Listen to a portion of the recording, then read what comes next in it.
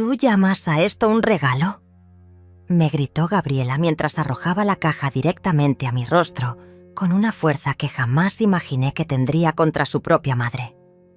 El cartón golpeó mi mejilla izquierda y cayó al suelo con un ruido seco que resonó por toda la sala, mientras Miguel sonreía con satisfacción desde el sofá y los demás invitados se quedaron petrificados por la brutalidad de lo que acababan de presenciar.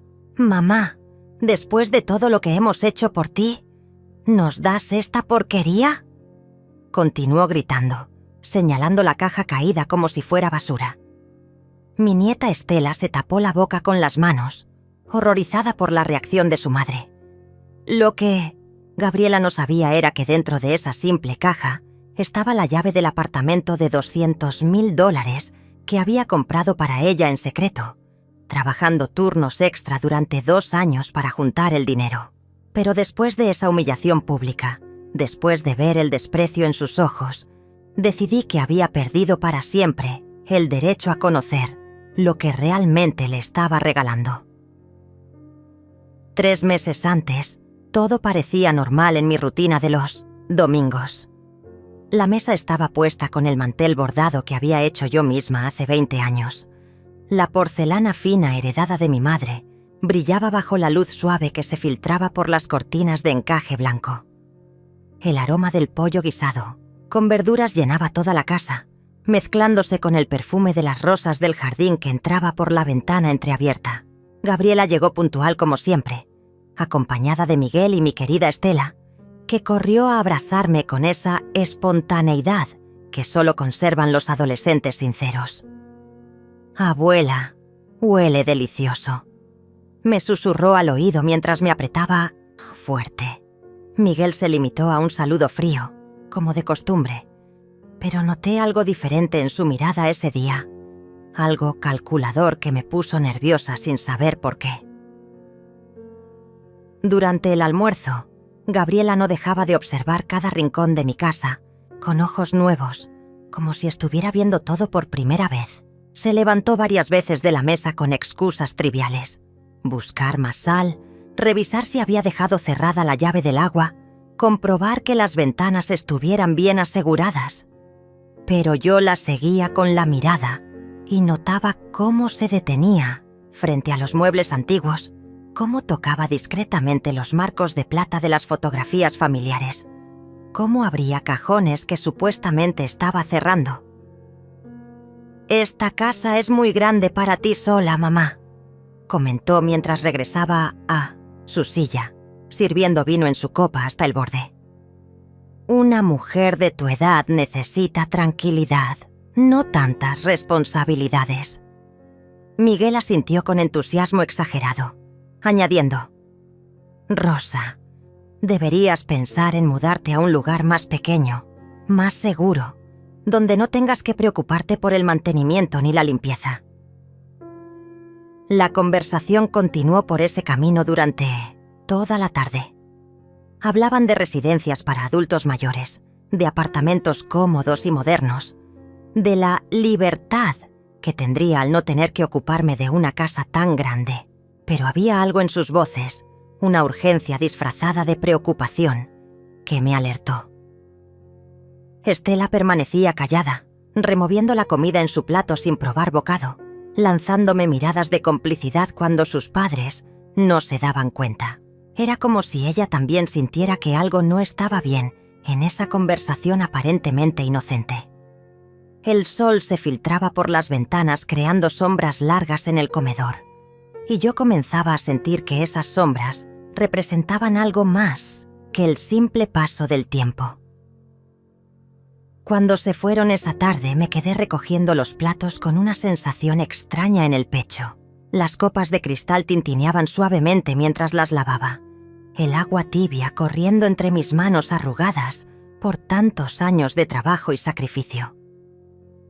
45 años cosiendo en la fábrica textil, levantándome a las 5 de la mañana, incluso los sábados, ahorrando cada centavo para darle a Gabriela todo lo que yo nunca tuve. La crié sola después de que su padre nos abandonara cuando ella tenía 8 años, prometiéndome que jamás le faltaría nada, que tendría la educación universitaria que yo soñé, pero nunca pude permitirme. Trabajé turnos dobles, vendí las pocas joyas que tenía.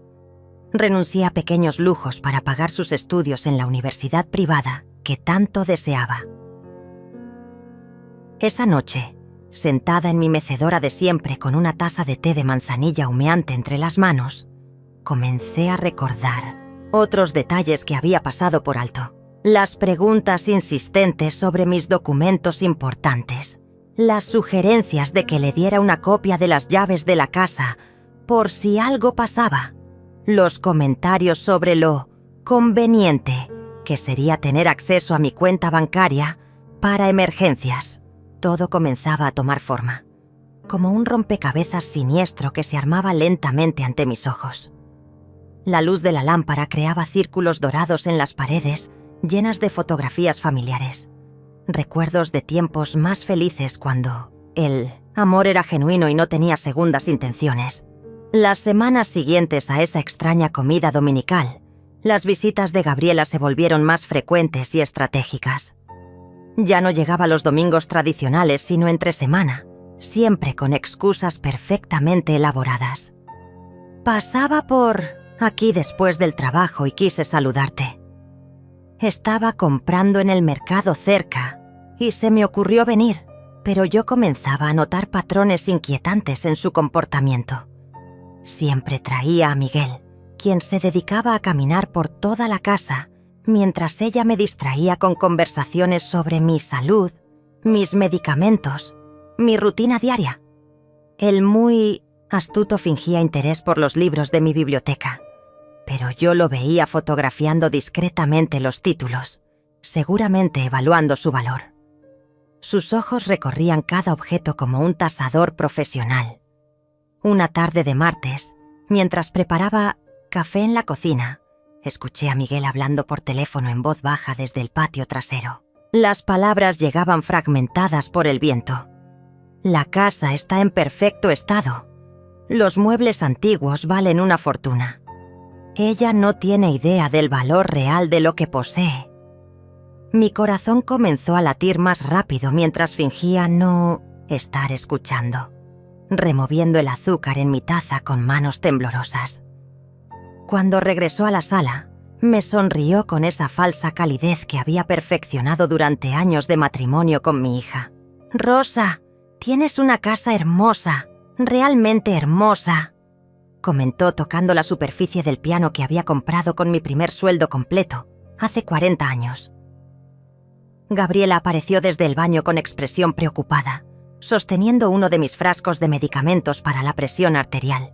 «Mamá, estas pastillas están vencidas desde hace 3 meses», dijo mostrándome el frasco como evidencia de mi supuesta negligencia. «Esto es peligroso. Podrías tener una crisis y nadie se daría cuenta hasta días después». Miguel asintió, gravemente, añadiendo: «Vivir sola a tu edad es una irresponsabilidad, Rosa. ¿Qué pasaría si te caes en la ducha? Si tienes un problema cardíaco durante la noche». Sus palabras sonaban llenas de preocupación genuina, pero había algo en sus tonos, una urgencia calculada que me erizaba la piel. Era como escuchar a actores ensayando un guión demasiado bien preparado. Estela llegó esa tarde directamente del colegio, cargando su mochila pesada y con uniforme arrugado por el día escolar.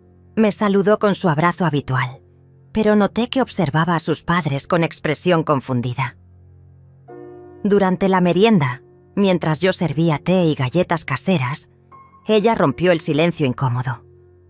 «Papá, ¿por qué estás tomando fotos de las cosas de la abuela?» La pregunta cayó como una bomba en medio de la conversación trivial sobre el clima.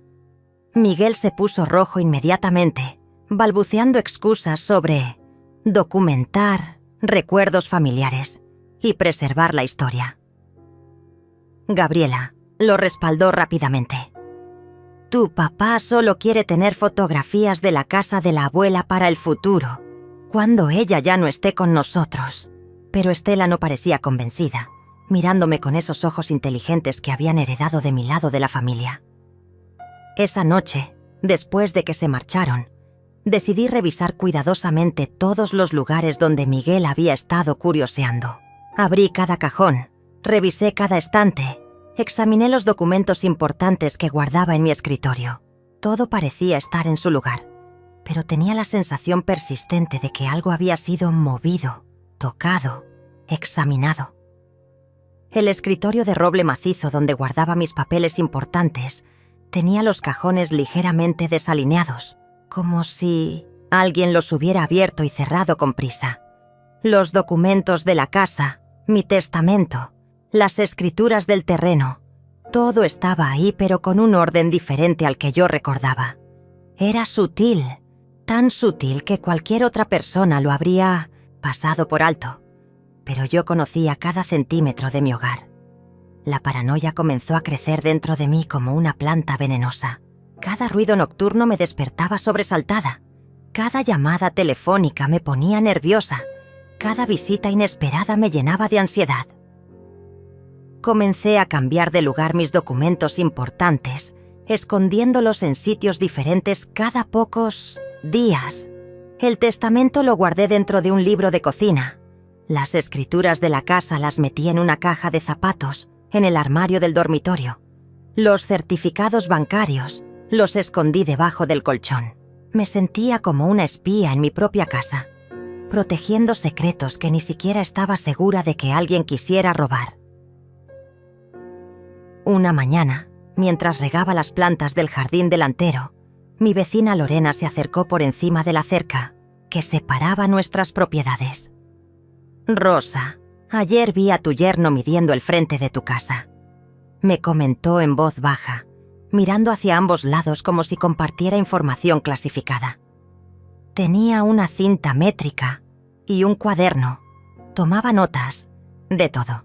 Mis manos comenzaron a temblar mientras sostenía la regadera, el agua cayendo descontroladamente sobre las petunias rosadas que había plantado en primavera. «¿Estás segura, Lorena?», le pregunté tratando de mantener la voz estable. «Completamente segura», respondió. También había otro hombre con él, un tipo mayor con traje que parecía profesional, tal vez un arquitecto o un valuador. Esa revelación fue como recibir una bofetada de realidad. Miguel no solo estaba evaluando el interior de mi casa, había traído a un profesional para evaluar toda la propiedad, el jardín que había cultivado durante décadas, la casa que había pintado y reparado con mis propias manos, el hogar donde había criado a Gabriela y donde planeaba vivir hasta mis últimos días. Todo estaba siendo catalogado y evaluado como mercancía. La traición no era una posibilidad remota, era una certeza que se desarrollaba ante mis ojos, mientras yo fingía no ver las señales obvias. La confirmación llegó de la manera más cruel posible. Estela apareció en mi puerta un miércoles por la tarde, con los ojos rojos de haber llorado y temblando como una hoja en el viento. «Abuela, tengo que contarte algo muy grave», susurró, mientras cerraba la puerta detrás de ella con cuidado, como si temiera que alguien pudiera estar escuchando. Se sentó en el borde del sofá, retorciendo sus manos juveniles mientras buscaba las palabras adecuadas. «Escuché a mis papás anoche, cuando pensaban que estaba dormida. Están planeando internarte en un asilo para quedarse con tu casa». Las palabras salieron de sus labios como cuchillos afilados, cortando el aire espeso de la sala de estar, donde tantas tardes habíamos compartido historias y galletas caseras. «Papá ya habló con un abogado», continuó Estela con voz quebrada. «Dice que pueden declararte incapaz mentalmente porque vives sola y a veces olvidas cosas pequeñas, como dónde pusiste las llaves o si cerraste bien la puerta». Cada palabra que pronunciaba mi nieta era como recibir una puñalada en el corazón. Miguel había estado documentando meticulosamente cada pequeño despiste mío, cada ocasión en que tardé unos segundos extra en recordar un nombre, cada vez que repetí una anécdota durante la misma conversación. Lo que yo consideraba lapsos normales de una mujer de 67 años, él los había convertido en evidencia de demencia senil para presentar ante un juez. Y mamá ya escogió el lugar donde quiere que vivas, agregó Estela secándose las lágrimas con la manga de su suéter escolar. Es un lugar horrible, abuela, con cuartos diminutos que huelen a desinfectante y donde los viejitos están todo el día sentados viendo televisión sin hablar con nadie. Había visitado el lugar con sus padres bajo el pretexto de explorar opciones para el futuro, pero la realidad era que ya habían separado una habitación y pagado el depósito inicial. Escuché a mamá por teléfono diciendo que una vez que estés internada, podrán vender la casa rápidamente porque los compradores prefieren propiedades sin ocupantes problemáticos. La habitación comenzó a girar a mi alrededor mientras procesaba la magnitud de la traición. Mi propia hija, la niña a quien había amamantado, consolado durante pesadillas, llevado al hospital cuando tuvo neumonía a los 5 años, había planeado robarme no solo mi hogar, sino mi libertad y mi dignidad. Miguel, el hombre que había fingido respetarme durante 15 años de matrimonio con Gabriela, había estado documentando cuidadosamente cada uno de mis movimientos para construir un caso legal que me declararía incompetente. Era una conspiración perfectamente orquestada, diseñada para despojarme de todo lo que había construido durante décadas de trabajo y sacrificio. «Pero hay más, abuela», susurró Estela mirando hacia la ventana como si temiera que sus padres pudieran aparecer en cualquier momento. «Papá ya tiene un comprador interesado en la casa. Es un desarrollador que quiere demoler esta propiedad y las 2 casas vecinas para construir un edificio de apartamentos». La ironía era devastadora. No solo querían robarme mi hogar, sino destruirlo completamente para construir algo que generara más dinero. Cada rincón donde había criado a mi hija, cada pared que había visto sus primeros pasos, cada ventana por donde había esperado su regreso del colegio, todo sería reducido a escombros para satisfacer la codicia de extraños. Esa noche no pude dormir. Caminé por toda la casa en pijama, tocando cada mueble, cada fotografía, cada objeto que contaba la historia de mi vida. El piano donde Gabriela había aprendido a tocar villancicos navideños, el comedor donde habíamos celebrado sus cumpleaños, la mecedora donde la había consolado cuando su padre nos abandonó. Todo tenía un valor sentimental incalculable que para ellos se reducía a números en una tasación inmobiliaria. Me detuve frente al espejo del pasillo y vi el reflejo de una mujer mayor, cansada, pero con los ojos brillando de una determinación que no sentía desde hacía años. Al amanecer, tomé una decisión que cambiaría todo. Me vestí con mi mejor traje sastre, el azul marino que guardaba para ocasiones especiales. Me peiné cuidadosamente y caminé hasta el banco donde había tenido mi cuenta durante los últimos 30 años. «Señora Rosa, qué gusto verla», me saludó Lorena, la gerente que conocía toda mi historia financiera. «Necesito hacer una transacción muy importante», le dije con voz firme, colocando todos mis documentos sobre el escritorio. «Quiero comprar un apartamento y necesito que todo se haga en el más completo secreto». Durante las siguientes 2 horas, Lorena me ayudó a revisar las opciones disponibles en el mercado inmobiliario. Encontramos un hermoso apartamento de 2 habitaciones en el centro de la ciudad, con vista al parque y cerca de todos los servicios que podría necesitar. El precio era exactamente $200,000, la cantidad exacta que había ahorrado durante los últimos 5 años trabajando turnos extra y vendiendo algunas joyas familiares que ya no usaba. «Es perfecto para alguien que quiera empezar una nueva vida», comentó Lorena mientras preparaba los documentos de compra. Lo que ella no sabía era que yo estaba planeando la venganza más silenciosa y efectiva de mi vida. Firmé todos los papeles esa misma tarde, sintiendo una satisfacción profunda mientras mi pluma se deslizaba sobre cada línea. El apartamento sería registrado a nombre de Gabriela, como un regalo sorpresa que pensaba darle para su cumpleaños el mes siguiente. Había planeado entregarle la llave dentro de una caja sencilla, esperando ver su rostro iluminarse de alegría cuando descubriera que su madre, la mujer que creía poder manipular y engañar, le había comprado una propiedad completa. Pero después de conocer sus verdaderas intenciones, ese regalo se había convertido en la herramienta perfecta para una lección que jamás olvidaría. El plan se desarrolló de manera perfecta durante las siguientes semanas. Cada vez que Gabriela y Miguel venían a visitarme, yo fingía estar más confundida y vulnerable de lo que realmente estaba. «Ay, hija, ¿dónde puse mis lentes?», preguntaba mientras los tenía colgando del cuello. «¿O ya almorzamos hoy?», cuando claramente habíamos terminado de comer hacía 10 minutos.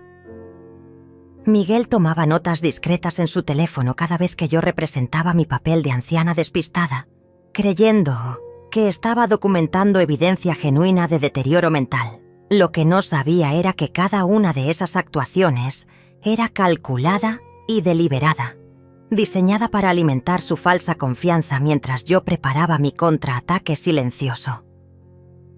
Gabriela intensificó sus visitas, apareciendo ahora casi todos los días con diferentes excusas.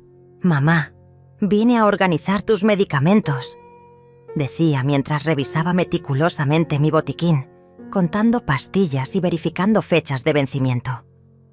«Tienes que ser más cuidadosa con estas cosas. Podrías confundirte y tomar una sobredosis». Yo asentía sumisamente, fingiendo gratitud por su preocupación, mientras observaba cómo fotografiaba discretamente cada frasco de medicina. Todo formaba parte de su dossier para demostrar mi supuesta incapacidad mental ante las autoridades competentes. Miguel había traído un grabador diminuto durante una de sus visitas, escondiéndolo detrás de los libros de la biblioteca mientras yo preparaba té en la cocina. Pensaba que yo no me había dado cuenta, pero lo vi claramente reflejado en el cristal de la vitrina donde guardaba la porcelana fina. Durante toda la tarde me hizo preguntas aparentemente inocentes, diseñadas para hacerme quedar como una persona confundida y desorientada. «Rosa, ¿recuerdas qué día es hoy? ¿Puedes decirme cuántos años tienes exactamente? ¿Sabes dónde guardas tus documentos importantes?». Yo respondía con pequeñas dudas intencionadas, pausas calculadas, respuestas ligeramente inexactas que él grababa con satisfacción creciente. Pero mi actuación más brillante llegó cuando fingí no reconocer a Estela durante una de sus visitas. «¿Quién es esta jovencita tan linda?», pregunté con expresión genuinamente confundida, mirando a mi nieta como si la viera por primera vez. El dolor que se reflejó en los ojos de Estela fue real, pero ella entendió inmediatamente que era parte de mi plan cuando le guiñé discretamente el ojo mientras sus padres no miraban. «Es Estela, mamá, tu nieta», dijo Gabriela con voz quebrada, pero yo pude ver el brillo de triunfo en sus ojos. Para ella, este episodio era la prueba definitiva de que yo había perdido la capacidad mental necesaria para vivir independientemente. Esa misma noche, escuché a Gabriela hablando por teléfono con alguien desde el patio trasero. «Sí, doctor Martínez, creo que ya tenemos suficiente evidencia», decía en voz baja, creyendo que yo estaba dormida en mi habitación. «Confunde los nombres, no reconoce a familiares cercanos, olvida si ha comido o tomado sus medicamentos. Tenemos grabaciones de conversaciones donde queda claro su deterioro cognitivo».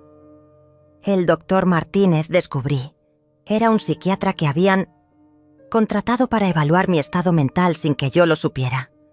Habían planeado una visita casual para la semana siguiente, donde él me haría preguntas aparentemente informales que determinarían si era competente para manejar mis propios asuntos. Mientras tanto, yo había estado muy ocupada preparando mi propia estrategia. Contacté discretamente a un abogado diferente, el licenciado Jorge. un hombre mayor con reputación impecable que había manejado los asuntos legales de mi familia durante décadas. «Señora Rosa, lo que me cuenta es muy grave», me dijo después de escuchar toda la historia. «Pero tenemos opciones legales para protegerla». Durante las siguientes horas, revisamos cuidadosamente todos mis documentos, actualizamos mi testamento y establecimos medidas de protección que impedirían cualquier intento de declararme incompetente sin un proceso judicial completo y transparente. El licenciado Jorge también me ayudó a instalar discretamente cámaras de seguridad en las áreas principales de mi casa. Eran dispositivos pequeños, casi invisibles, que grababan tanto video como audio de todo lo que ocurría en la sala, el comedor y la cocina. Si realmente están planeando lo que usted sospecha, necesitamos evidencia de sus verdaderas intenciones, explicó mientras ajustaba el último dispositivo detrás del reloj de la repisa. Estas grabaciones serán fundamentales para demostrar que usted está perfectamente cuerda y que ellos son quienes están actuando de manera fraudulenta. La trampa perfecta se completó cuando logré que Miguel confesara sus planes sin darse cuenta. Durante una cena familiar, fingí un episodio de confusión particularmente dramático, preguntando repetidamente dónde estaba y por qué había tantos extraños en mi casa. Miguel, creyendo que yo estaba completamente desorientada, le susurró a Gabriela: «Ya está. Mañana mismo llamamos al doctor Martínez para que haga la evaluación oficial. Con este episodio grabado, ningún juez dudará de que necesita cuidado institucional inmediato». Lo que no sabía era que mis nuevas cámaras estaban capturando cada palabra, cada gesto, cada momento de su celebración prematura. Pero la revelación más impactante llegó cuando logré escuchar una conversación telefónica entre Gabriela y el desarrollador inmobiliario. «La casa estará disponible para demolición en máximo 2 meses», le aseguraba a su interlocutor. «Una vez que internemos a la vieja, podremos proceder con la venta inmediatamente. Ella no tendrá capacidad legal para objetar nada». El precio acordado era de $800,000, una suma que dividirían entre Gabriela, Miguel y los costos del asilo donde planeaban encerrarme. Mi hogar, mi refugio, mi santuario de décadas, se había convertido en una transacción comercial que discutían con la frialdad de comerciantes evaluando mercancía.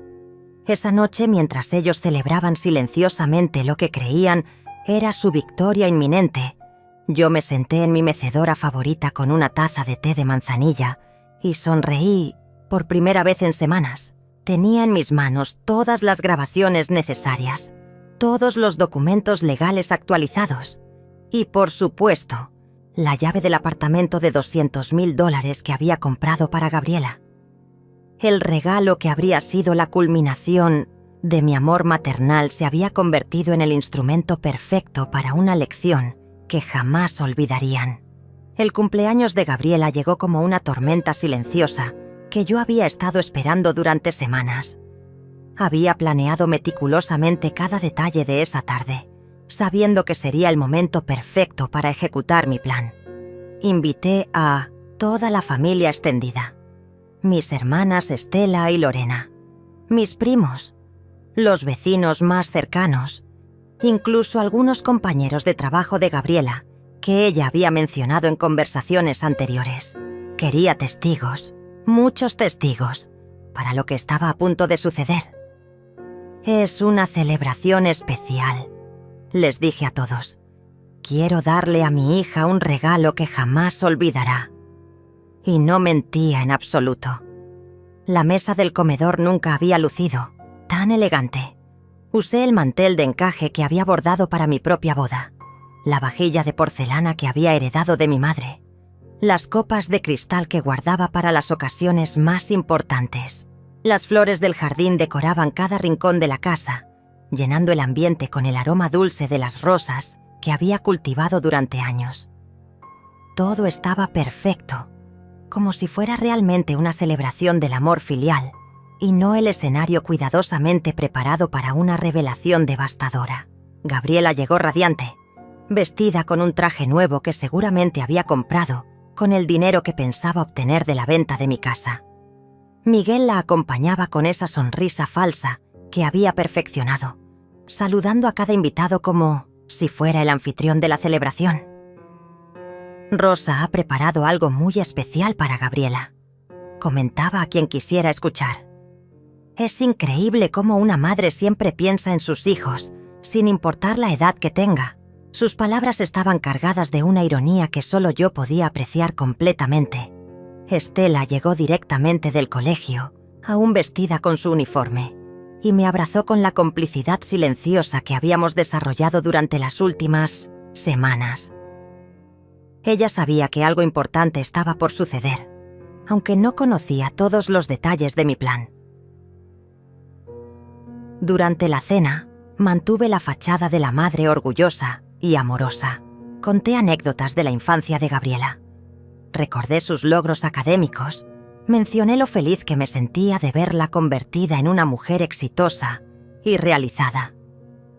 Los invitados sonreían y asentían, comentando lo hermosa que era nuestra relación madre-hija, lo afortunada que era Gabriela de tener una madre tan dedicada. Miguel grababa discretamente con su teléfono, seguramente documentando lo que él consideraba evidencia adicional de mi deterioro mental por recordar eventos del pasado con demasiado detalle y emoción. Cuando llegó el momento de los regalos, el ambiente se llenó de expectativa. Los demás invitados habían traído presentes hermosos, joyas, perfumes, libros, flores. Pero todos esperaban ansiosamente ver qué había preparado yo, la madre que supuestamente había perdido la capacidad de tomar decisiones importantes. «Mi regalo es especial», anuncié mientras me dirigía hacia la mesa auxiliar donde había colocado la pequeña caja de cartón café, envuelta simplemente con un lazo dorado. Es algo que he estado planeando durante mucho tiempo. Algo que representa todo mi amor por ti, hija mía. Gabriela tomó la caja con una sonrisa que no llegaba a sus ojos. Pude ver la decepción inmediata en su expresión, cuando sintió lo liviana que era, cuando notó lo simple del envoltorio, cuando se dio cuenta de que no tenía el peso ni la apariencia de algo valioso. «Gracias, mamá», murmuró sin entusiasmo, sosteniendo la caja como si fuera una obligación social más que un regalo deseado. Miguel se acercó para observar, con esa curiosidad calculadora que había desarrollado hacia todo lo que yo hacía. Los demás invitados se inclinaron hacia adelante, esperando ver qué contenía esa misteriosa cajita que había generado tanta expectativa. «Ábrela, hija», le dije con voz suave. «Creo que te va a sorprender mucho lo que encontrarás adentro». Gabriela deshizo el lazo dorado con movimientos lentos, claramente tratando de ocultar su decepción ante la audiencia. Abrió la tapa de cartón y miró hacia adentro con expresión confundida. Lo único que vio fue una pequeña llave dorada reposando sobre un lecho de algodón blanco. «¿Una llave?», preguntó levantándola con 2 dedos, como si fuera algo insignificante. «Mamá, ¿qué se supone que abra esta llave?». Su tono comenzaba a mostrar irritación mal disimulada. «Es la llave de tu nuevo apartamento», respondí con calma, disfrutando del momento de confusión que se reflejó en todos los rostros presentes. «Compré un hermoso apartamento de $200,000 en el centro de la ciudad, completamente amueblado, con vista al parque. Es tuyo, hija mía». El silencio que siguió fue tan profundo que se podía escuchar el tic-tac del reloj de pared. Gabriela miraba la llave sin comprender. Miguel había palidecido visiblemente, y los demás invitados comenzaban a murmurar entre ellos sobre la generosidad extraordinaria del regalo. Pero entonces, en lugar de la alegría y gratitud que cualquier persona normal habría mostrado, vi algo diferente cruzar por el rostro de Gabriela. Era molestia, casi enojo, como si mi regalo fuera un inconveniente en lugar de una bendición. «Mamá», dijo con voz tensa, «yo no pedí un apartamento. No necesito un apartamento. ¿Por qué gastaste tanto dinero sin consultarme?» Su reacción era exactamente lo que yo había temido y esperado al mismo tiempo. Para ella, mi generosidad no era amor, sino un obstáculo para sus planes de apoderarse de mi casa. Además, continuó con creciente irritación, ¿cómo sabemos que esto es real? ¿Tienes los documentos? ¿Está todo legal? Miguel asintió respaldando sus dudas, sugiriendo que tal vez yo había sido víctima de una estafa inmobiliaria debido a mi estado mental deteriorado. La situación se estaba desarrollando exactamente como yo había previsto. En lugar de agradecer un regalo extraordinario, estaban cuestionando mi capacidad mental para haberlo hecho, preparando el terreno para sus argumentos de incompetencia legal. La tensión en la habitación se volvía palpable mientras Gabriela seguía cuestionando la autenticidad de mi regalo. «Esto no tiene sentido, mamá», decía sosteniendo la llave como si fuera evidencia de un crimen. «Una persona de tu edad no puede tomar decisiones financieras tan importantes sin supervisión». Miguel asintió vigorosamente, añadiendo, «Rosa, probablemente te estafaron. Los ancianos son víctimas fáciles de fraudes inmobiliarios». Sus palabras estaban cargadas de una condescendencia que me revolvía el estómago, pero mantuve mi compostura, esperando el momento perfecto para revelar toda la verdad. Los invitados comenzaron a intercambiar miradas incómodas. Mis hermanas Estela y Lorena se veían confundidas por la reacción hostil de Gabriela hacia un regalo tan generoso. «Hija», intervino mi hermana Estela con voz suave, «tu madre acaba de darte un apartamento valorado en $200,000. ¿No crees que al menos podrías agradecerle antes de dudar de su capacidad?» Pero Gabriela se había envalentonado, sintiendo que tenía el apoyo de Miguel y la justificación perfecta para cuestionar públicamente mi estado mental. «Tía, no entiendes», respondió Gabriela con tono exasperado. «Mamá ha estado muy confundida últimamente. Olvida cosas importantes, se desoriente, a veces no reconoce a las personas. No está en condiciones de manejar sumas tan grandes de dinero». Miguel sacó discretamente su teléfono, seguramente para grabar la conversación como evidencia adicional de mi supuesta incompetencia. «Hemos estado preocupados por su seguridad financiera durante meses», agregó con falsa preocupación. «Este tipo de decisiones impulsivas confirman nuestros temores. Fue entonces cuando decidí que había llegado el momento de actuar. Me levanté lentamente de mi silla, caminé hacia el mueble donde guardaba mis documentos importantes y regresé con una carpeta gruesa llena de papeles oficiales. «Aquí tienes toda la documentación, hija», dije colocando los documentos sobre la mesa con un sonido satisfactorio. «Escrituras del apartamento, certificados de propiedad, recibos de pago, todo completamente legal y verificado por mi abogado». La expresión de confianza en el rostro de Miguel comenzó a desvanecerse mientras hojeaba los documentos oficiales. «Como puedes ver», continué con voz firme, «mi estado mental está perfectamente bien. Fui al banco personalmente. Revisé múltiples opciones inmobiliarias. Negocié el precio. Firmé todos los contratos después de leer cada cláusula cuidadosamente.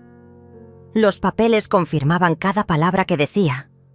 Fechas recientes, firmas claras, transacciones completamente legales realizadas en mi pleno juicio. El apartamento está registrado a tu nombre, Gabriela. Es completamente tuyo, sin restricciones ni condiciones». Pero en lugar de alegría, vi pánico creciente en sus ojos. El verdadero problema, me di cuenta observando sus reacciones, era que un apartamento a nombre de Gabriela complicaba enormemente sus planes de declararme incompetente y apoderarse de mi casa. Si yo había sido lo suficientemente competente para comprar una propiedad de $200,000 hacía apenas 3 semanas, ¿Cómo podrían argumentar ante un juez que era mentalmente incapaz de manejar mis propios asuntos? Mi regalo había destruido accidentalmente la narrativa que habían construido tan cuidadosamente durante meses. «Pero mamá», insistió Gabriela con voz cada vez más aguda, «yo no quiero este apartamento. No lo necesito. ¿Por qué no me consultaste antes de comprarlo?» Su reacción era tan irracional que hasta los invitados más comprensivos comenzaron a intercambiar miradas de desaprobación. «Podrías venderlo y recuperar tu dinero», sugirió mi prima Lorena con lógica simple. «O rentar la propiedad y generar ingresos mensuales. Es una inversión excelente». Pero Gabriela negó vigorosamente con la cabeza, como si la idea de poseer bienes raíces fuera una maldición en lugar de una bendición. Fue en ese momento preciso cuando Gabriela perdió completamente el control. «¿Tú llamas a esto un regalo?», gritó levantándose bruscamente de su silla, tomando la caja de cartón donde había estado la llave. «Después de todo lo que hemos hecho por ti, ¿nos das esta porquería?». Sus palabras resonaron por toda la casa como un rugido de animal.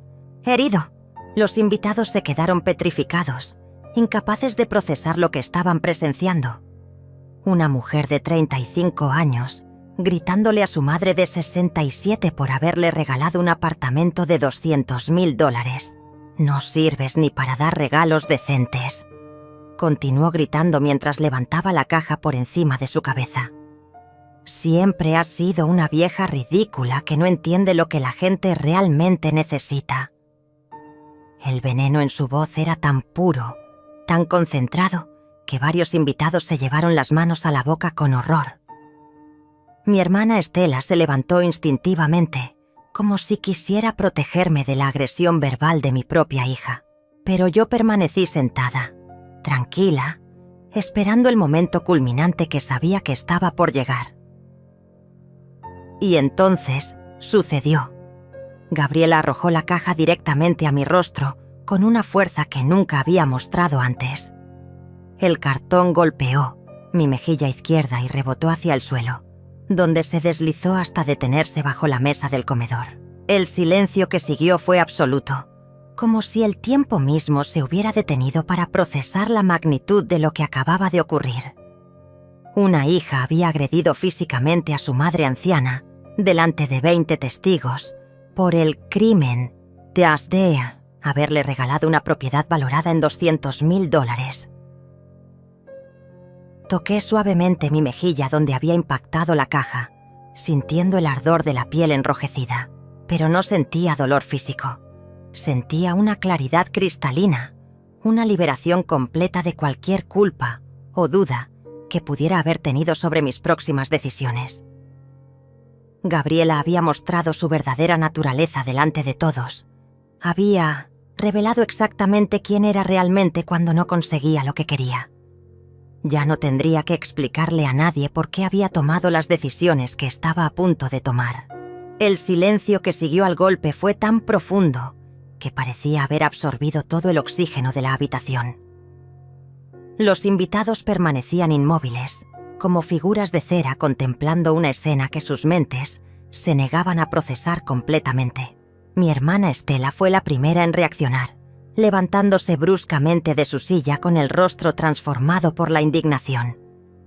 «Gabriela, ¿qué acabas de hacer?», preguntó con voz temblorosa, señalando hacia donde yo permanecía sentada, con la mano sobre mi mejilla enrojecida. «¿Le pegaste a tu propia madre por darte un regalo de $200,000? Gabriela se quedó parada en medio de la sala, respirando agitadamente, como si acabara de despertar de una pesadilla y se diera cuenta de lo que había hecho. Sus ojos recorrieron los rostros horrorizados de todos los presentes, buscando alguna señal de comprensión o apoyo que claramente no ibas a encontrar. Miguel intentó tomar su brazo para calmarla, pero ella se apartó bruscamente, como si el contacto físico fuera una traición adicional. «Ella no entiende», murmuró con voz quebrada. «Ninguno de ustedes entiende lo difícil que ha sido lidiar con sus problemas mentales». ¿Problemas mentales?, intervino mi prima Lorena con incredulidad absoluta. Rosa acaba de comprarte un apartamento completo, con toda la documentación legal en orden, y tú le gritas y le pegas porque no te gusta el regalo. Su voz se elevaba con cada palabra, reflejando la indignación colectiva que se había apoderado de todos los testigos. Creo que la única persona con problemas mentales aquí eres tú, Gabriela. Los murmullos de aprobación recorrieron la habitación como una ola, confirmando que el consenso público estaba completamente en mi contra. Estela, mi nieta, se había levantado lentamente de su silla y caminaba hacia mí con lágrimas corriendo por sus mejillas jóvenes. «Abuela, ¿estás bien?», susurró mientras se arrodillaba junto a mi mecedora, tomando mi mano libre con delicadeza infinita. Su gesto de protección hacia mí contrastaba dramáticamente con la agresión de su propia madre, creando una imagen que quedaría grabada para siempre en la memoria de todos los presentes. «Siento mucho lo que hizo mamá», continuó con voz entrecortada. «Tú no te merecías esto». Fue entonces cuando decidí que había llegado el momento de revelar toda la verdad. Me puse de pie lentamente, con la dignidad intacta a pesar del ataque que había sufrido, y caminé hacia el centro de la sala donde todos pudieran verme y escucharme claramente. «Quiero que todos ustedes sepan algo muy importante», comencé con voz firme y clara. «Durante los últimos meses, Gabriela y Miguel han estado planeando declararme mentalmente incompetente para quitarme mi casa e internarme en un asilo contra mi voluntad». Las palabras cayeron como bombas en medio del silencio expectante. «¡Eso es mentira!», gritó Miguel inmediatamente, pero su negación sonaba desesperada y poco convincente. «Rosa está confundida. Está inventando cosas que no son ciertas». Gabriela asintió vigorosamente, tratando de recuperar el control de la narrativa que se les estaba escapando de las manos. «Mamá, tú sabes que solo nos preocupamos por tu bienestar», dijo con voz temblorosa. «Nunca haríamos algo así». Pero sus protestas sonaban huecas después de la demostración de violencia que todos habían presenciado minutos antes. «Tengo pruebas», continué, dirigiéndome hacia el mueble donde guardaba mis documentos más importantes. Saqué una carpeta diferente. Está llena de fotografías impresas, transcripciones de conversaciones y documentos que había recopilado durante semanas de investigación silenciosa. «Aquí están las fotos que Miguel tomó de mis muebles y documentos sin mi permiso», dije mostrando las imágenes a los invitados. «Aquí está la transcripción de la conversación, donde discuten el precio de venta de mi casa con un desarrollador inmobiliario». Cada documento que mostraba era como un clavo en el ataúd de su credibilidad. Los invitados se acercaron para examinar las evidencias, sus expresiones cambiando de confusión a horror mientras procesaban la magnitud de la traición que estaban presenciando. «Esto es increíble», murmuró mi hermana Estela mientras revisaba las fotografías. «Miguel, estas son fotos del interior de la casa de Rosa, tomadas sin su conocimiento». Las imágenes mostraban claramente objetos de valor, documentos importantes y espacios privados fotografiados con el propósito obvio de catalogar propiedades para una venta futura. «Y aquí», continué, sacando un pequeño dispositivo de grabación que el licenciado Jorge me había proporcionado. «Tengo las conversaciones donde planean mi internamiento forzoso y la demolición de mi casa para construir un edificio de apartamentos». Presioné el botón de reproducción y la voz de Gabriela llenó la habitación. «La casa estará disponible para demolición en máximo 2 meses. Una vez que internemos a la vieja, podremos proceder con la venta inmediatamente». El silencio que siguió fue ensordecedor. Gabriela y Miguel se habían quedado pálidos como fantasmas, mirando el dispositivo de grabación como si fuera una serpiente venenosa. «Esa grabación está fuera de contexto», balbuceó Miguel desesperadamente. No estábamos hablando de Rosa. Estábamos discutiendo una película que vimos en televisión. Pero su explicación era tan ridícula que hasta él mismo parecía no creerla. La evidencia era abrumadora, irrefutable, devastadora para cualquier intento de mantener su inocencia. Ahora entenderán por qué la reacción de Gabriela al apartamento fue tan violenta, expliqué a la audiencia cautivada. No era gratitud lo que esperaba de mí. Era mi casa, mi dinero, mi libertad.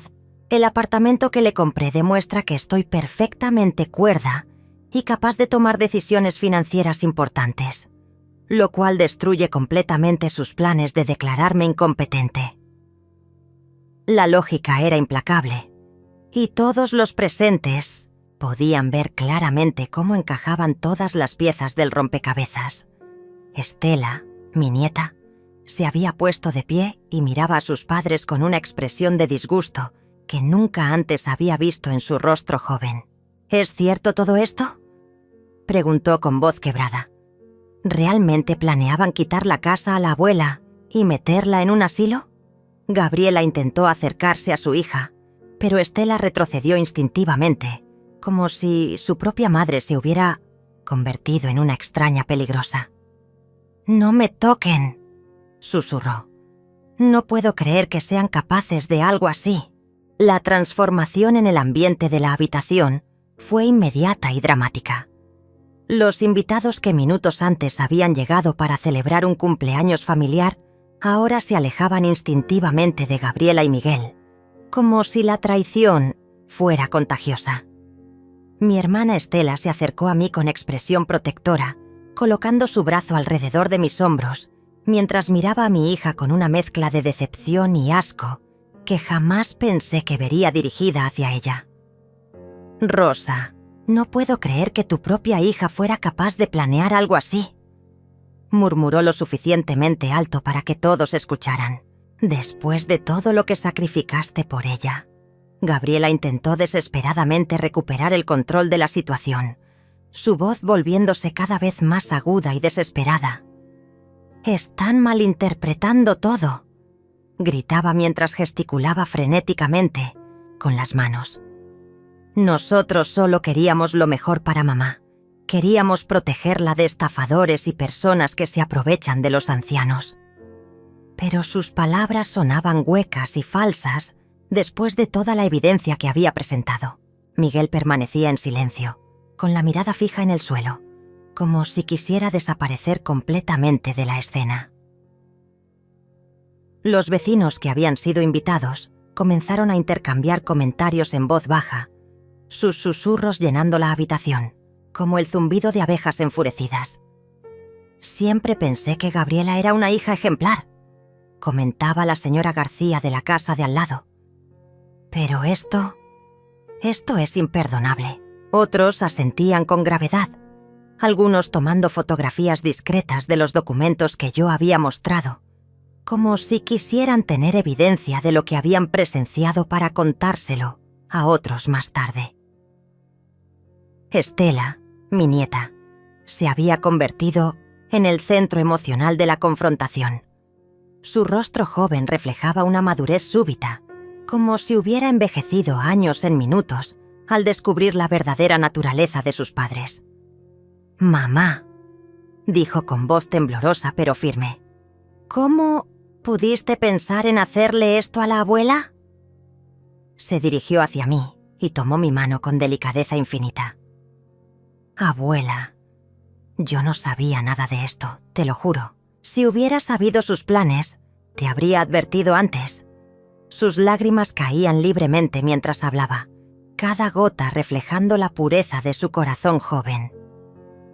«Lo sé, mi amor», le respondí con voz suave, acariciando su cabello oscuro como había hecho desde que era una niña pequeña.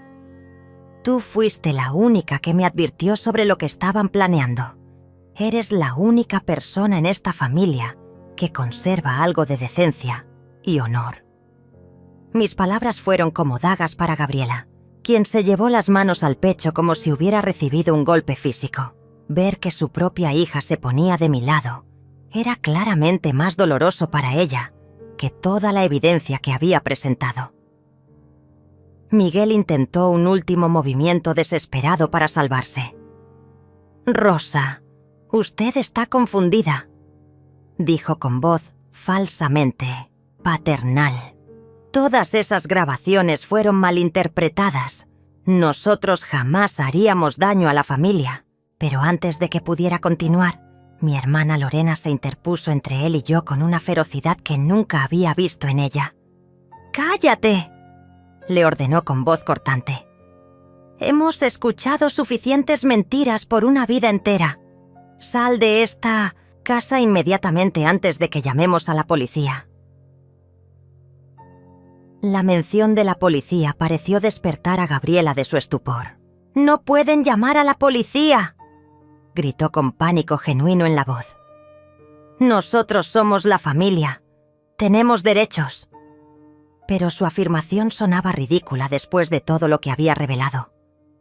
«Los únicos derechos que tienes», intervino mi prima Estela con voz helada, «son los que Rosa decida darte.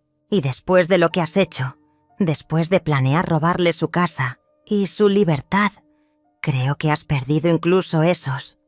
Fue entonces cuando tomé la decisión que había estado posponiendo durante semanas. Caminé hacia el teléfono de la casa, un aparato antiguo que había conservado por nostalgia, y marqué el número que había memorizado días atrás. «Licenciado Jorge», dije cuando respondió. «Sí, soy Rosa. Creo que es momento de ejecutar los cambios que discutimos en mi testamento». El silencio en la habitación se volvió absoluto mientras todos procesaban las implicaciones de mi llamada. «Telefónica. Quiero que Gabriela y Miguel sean completamente removidos de mi testamento». Continué hablando al teléfono mientras miraba directamente a mi hija. «Todos mis bienes, propiedades y ahorros serán transferidos a mi nieta Estela cuando cumpla 25 años. Hasta entonces, todo será manejado por un fideicomiso que ustedes administrarán».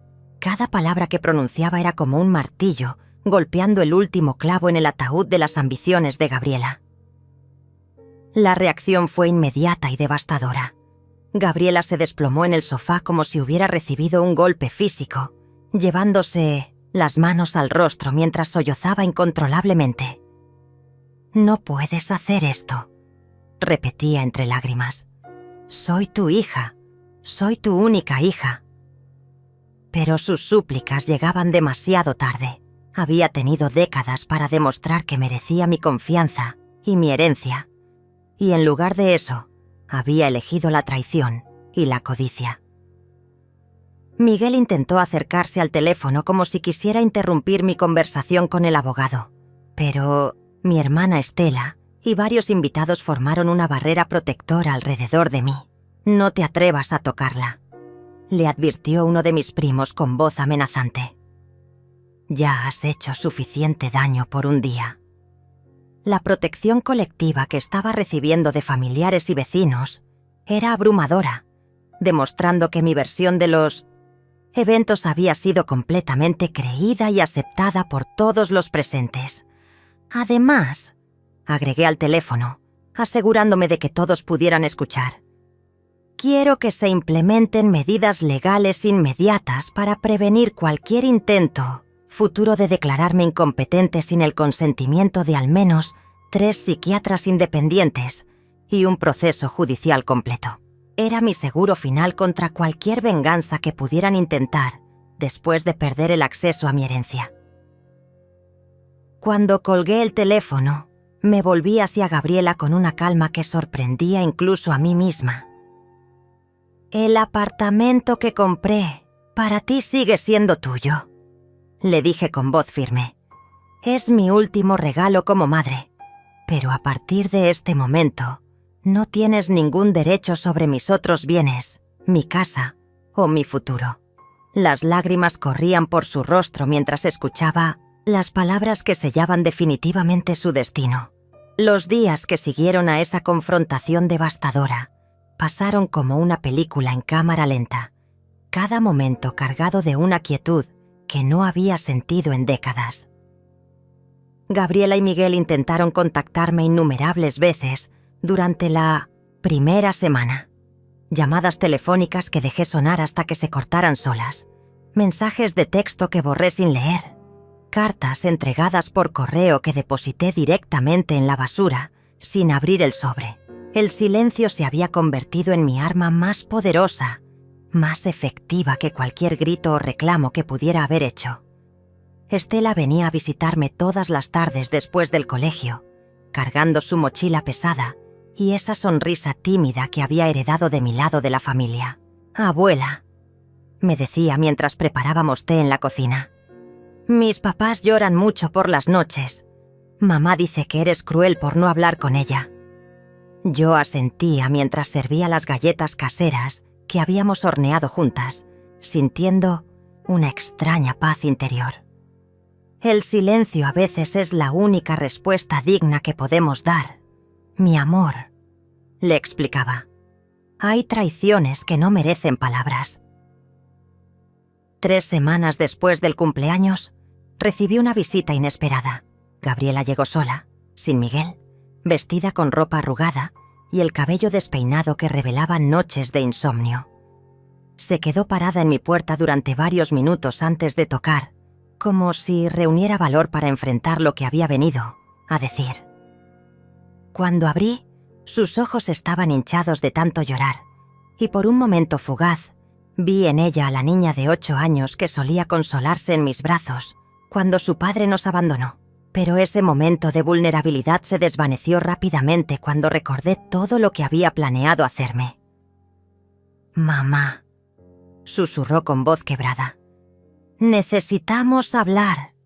Yo permanecí en el umbral sin invitarla a pasar, sosteniéndome del marco de la puerta como si fuera un escudo protector.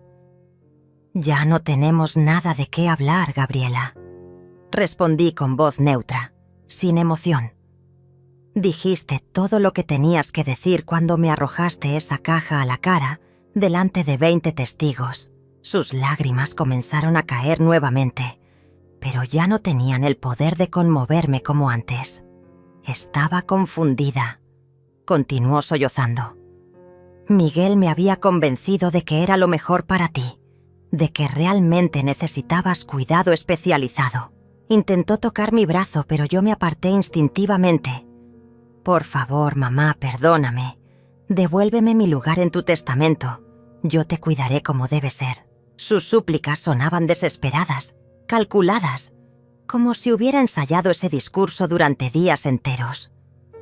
Pero lo que más me dolía era darme cuenta de que su arrepentimiento no era por haberme traicionado, sino por haber perdido el acceso a mi herencia.